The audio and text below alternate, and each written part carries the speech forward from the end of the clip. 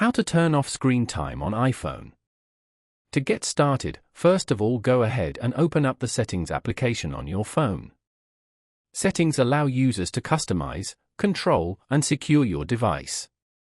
Once you're here, scroll down to find and tap on Screen Time.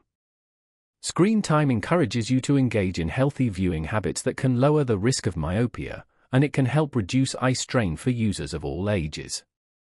Now, scroll all the way down the list and tap on Turn Off App and Website Activity.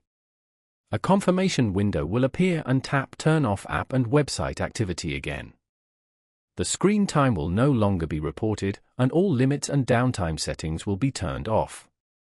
Following these steps, you can easily turn off screen time on an iPhone. Thank you for watching. Please leave a like if this tutorial helped you, or leave a comment below if you have any questions related to the video.